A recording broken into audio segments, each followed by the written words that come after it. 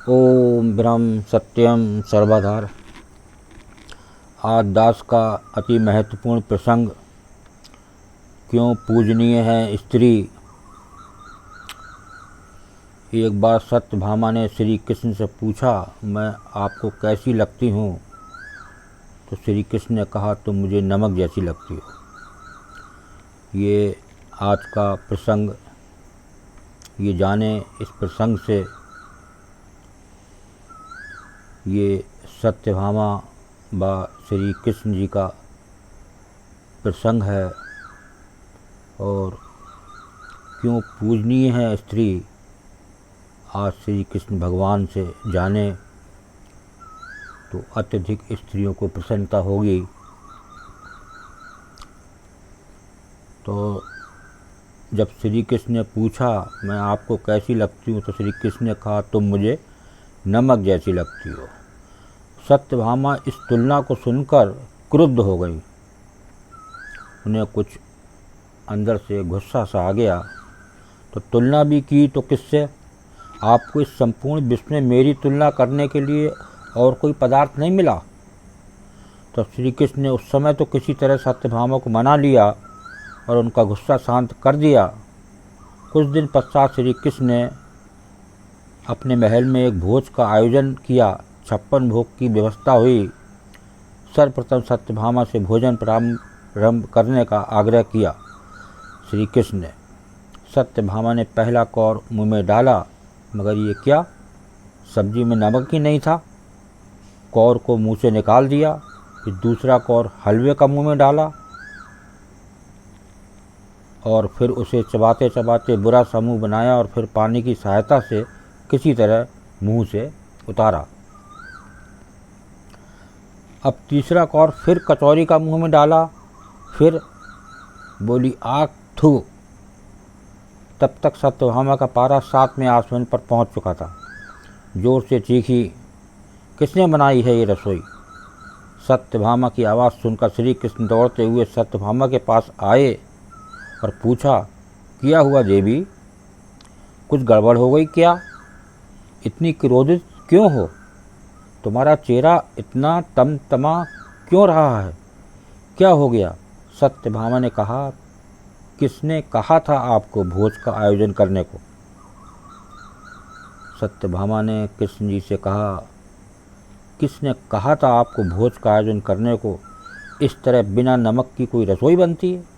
किसी वस्तु में नमक नहीं, मीठे में शक्कर नहीं है, एक कौर नहीं खाया गया? श्री कृष्ण ने बड़े भोलेपन से पूछा, तो क्या हुआ, बिना नमक के ही खा लेती?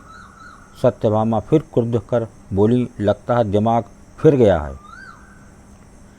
आपका। ये सत्यभामा कृष्ण जी से कह रही हैं कि आपका दिमाग फिर गया है।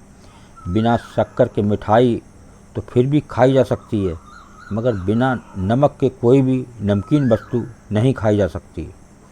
तब श्री कृष्ण ने कहा, तब फिर उस दिन क्यों गुस्सा हो गई थी जब मैंने तुम्हें ये कहा कि तुम मुझे नमक जितनी प्रिय हो? अब सत्यभामा को सारी बात समझ में आ गई।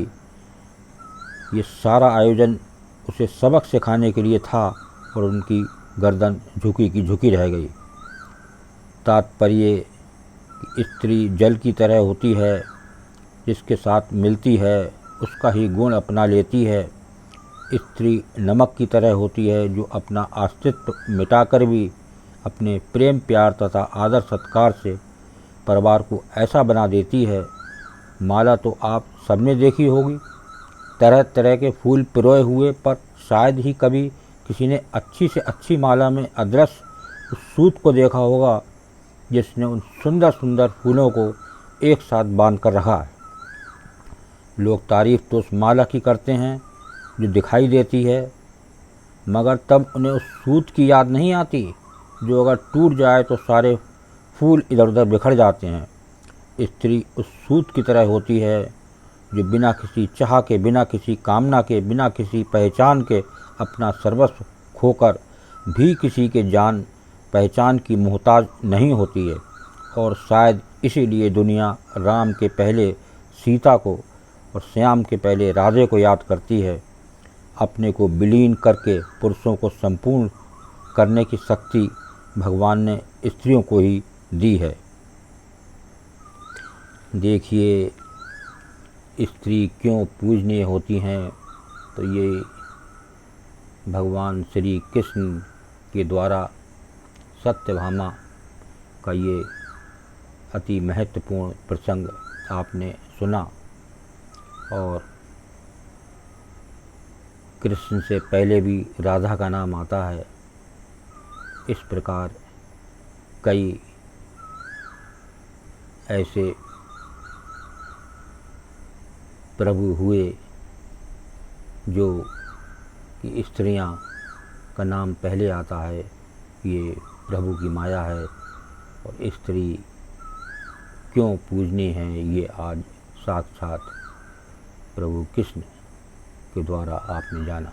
ओम ब्रह्म सत्यम सर्वाधार। दास कागरी चैनल अच्छा लगा हो तो इसे सब्सक्राइब करें, बेल प्रेस करें, लाइक करें, शेयर करें, ताकि आगे आने वाला वीडियो सर्वप्रथम यूट्यूब में मिले। ब्रह्म सत्यम सर्वाधार।